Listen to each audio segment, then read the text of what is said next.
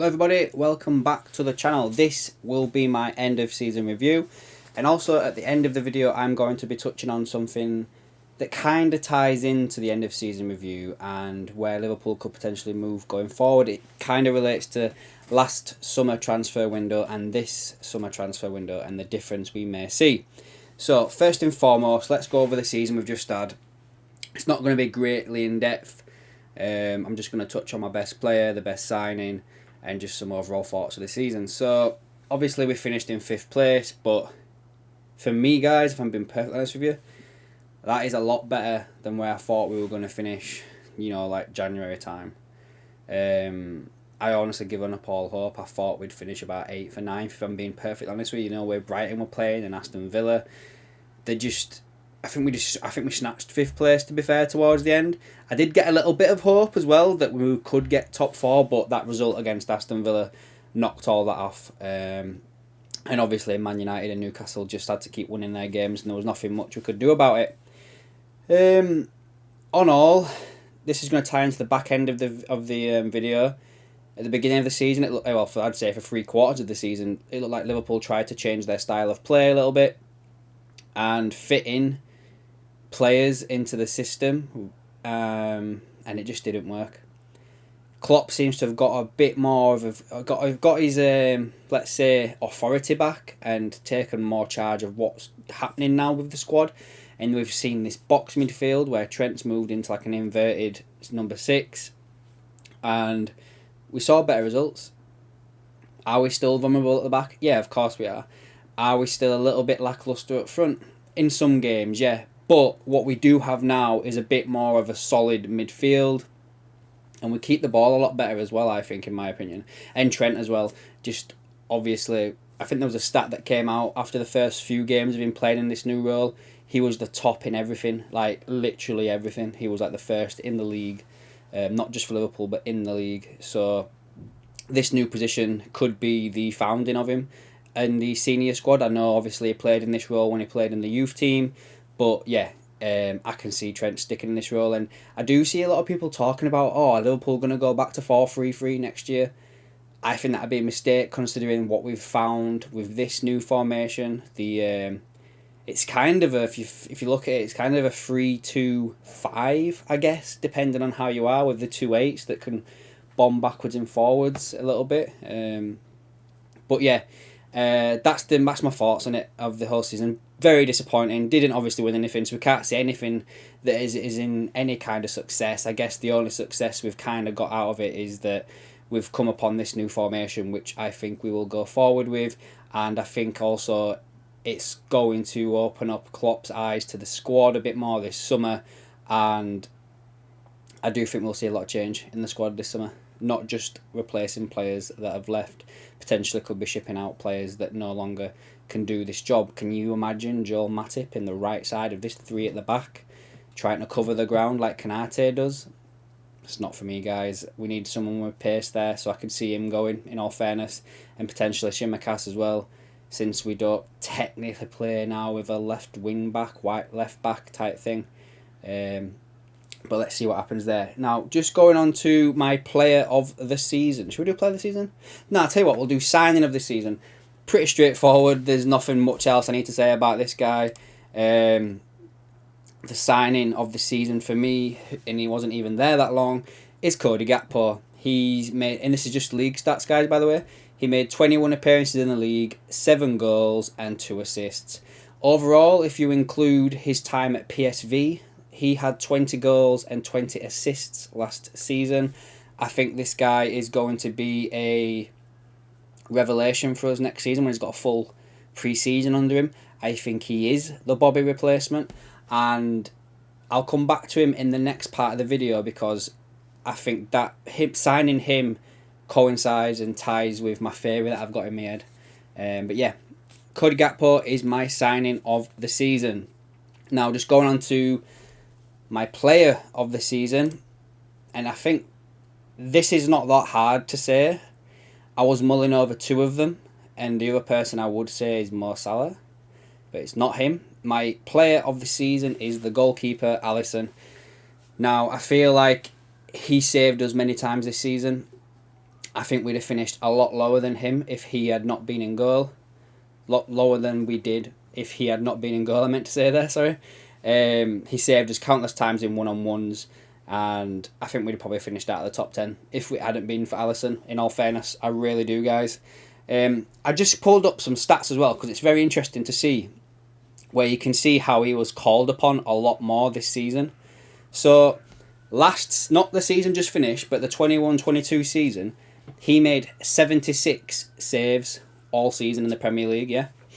And he had 20 clean sheets and only conceded 24 goals. This season, he made 108 saves, so he had to make 34 extra saves. That's almost like an extra save a game, basically. And he only had 14 clean sheets. He conceded 43 goals this year compared to 24 the season previous. So again, almost double the amount of goals.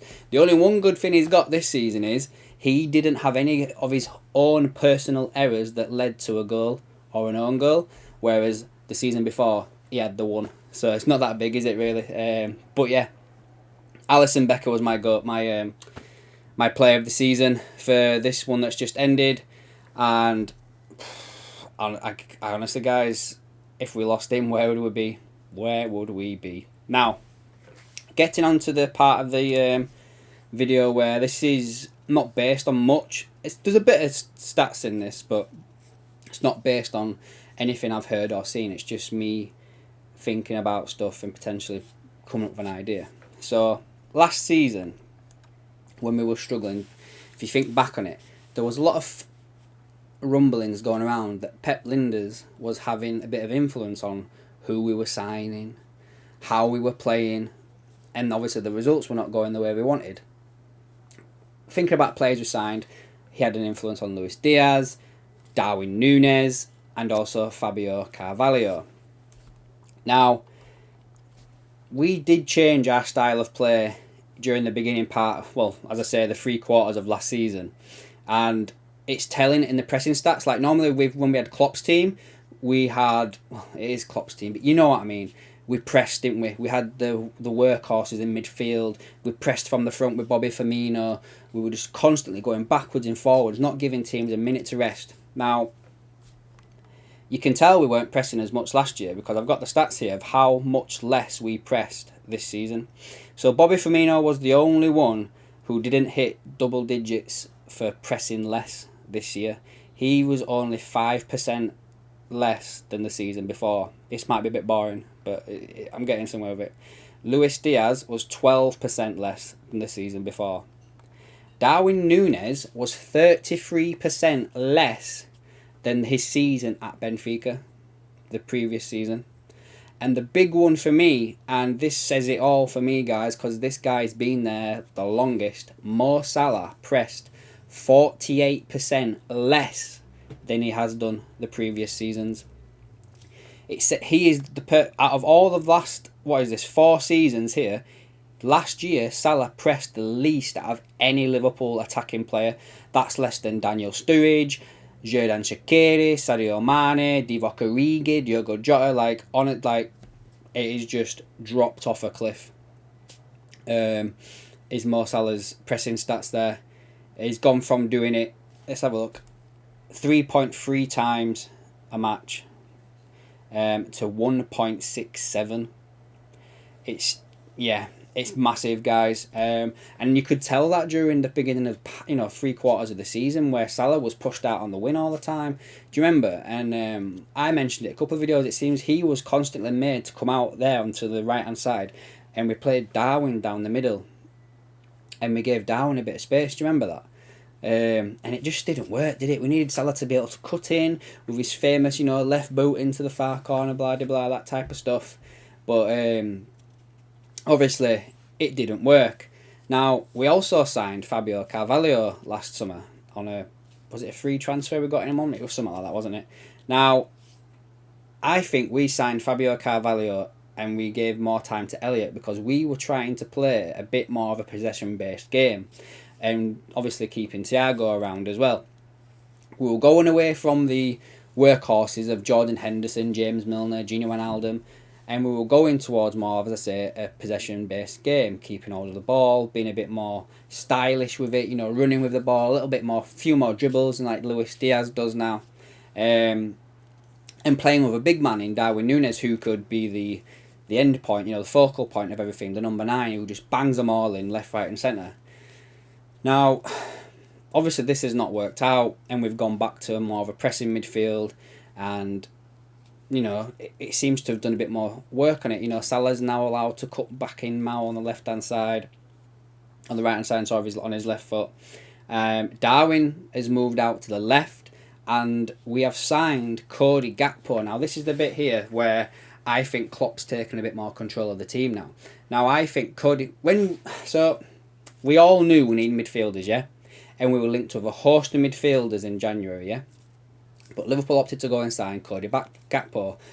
I think this is a Jurgen Klopp signing. I think Jurgen has basically gone, it's not working. I need a number 9 who can basically do what Bobby were doing. Let's go get Gakpo in, and we can do it that way. And it's worked, guys. It really has worked.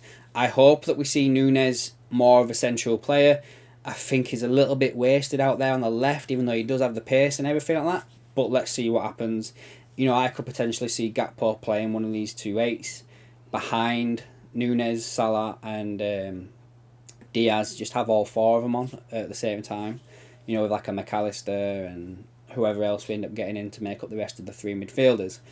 So my point is, guys, is basically that it seems that last year's summer signings were Pep Lijnders signings, going towards the potential succession plan of Pep Lijnders taking over Liverpool, and just getting him trained up and getting a bit more influence and everything like that. The only thing that kind of holds me back on that is, would Klopp and the club really sanction nearly, £80 million for Núñez or something like that? I think it was like 60 something up front, and then the rest was obviously add-ons and all that lot. But would they really sanction that type of deal if Klopp as well was not convinced by the kid? That's the only one that kind of makes me go against this theory. However, look at Fabio Carvalho. He came in, beginning part of the season, he gets a few games, gets a bit of game time, and then towards the back end of the season, when we change back to what we were doing previously, we don't see him. And now the transfer window is going to open in, 2 weeks or something like that? We're seeing Fabio Carvalho linked with loans out. The manager's even said that he wants to loan out Carvalho. Apparently Carvalho is pushing for a permanent move, because allegedly he's been told he no longer has a team place under Klopp this season coming up, and he wants more of a permanent basis and a bit more of a permanent role in a team. We've seen the rumours that Leipzig have had their bid turned down this summer because apparently it was not a decent amount. But how much would you think that we should take for Carvalho? Me personally, I'd loan him out. Get him out to a team with guaranteed clauses that he gets X amount of games and he has to play, and then we bring him back next season and see what happens. He needs to probably bulk up a little bit, but he just needs game times, a bit of rhythm. He could be like a Harvey Elliott. Harvey Elliott, I think he gets a bit of stick towards the back end of the season, but I like Harvey. I think he could come and do a bit of take over the Salah role and be a bit of an understudy there. Now I know he doesn't have the pace, but I just don't think he'd get more game time in the middle anymore in this new box formation. So that's where I see Harvey having a bit more game time, is when we have to rest Salah. Potentially even the Europa League now this season. We know might not play Salah, or play Harvey Elliott out there instead, or Ben Doak or something like that. Do you know what I mean? So anyway, guys, that's my theory, is that basically Pep Lijnders had a lot of say into the signings that we did last summer, and by the looks of it this year, Klopp's taking the reins back, and we're going to get some Klopp players in. We've seen the likes of Kefram Thuram linked, Mason Mount, Ryan Gravenberch, these kind of guys that press a little bit better. So anyway, guys, that's my theory about everything. Let me know down below what you think about this. Do you think I'm talking shit? Do you think I'm onto something there potentially? As I say, I've got nothing to back that up. It's just something that popped in my head the other day when I saw all these rumours about Carvalho and all that. So yeah, let me know down below, guys, and I'll catch you in the next one.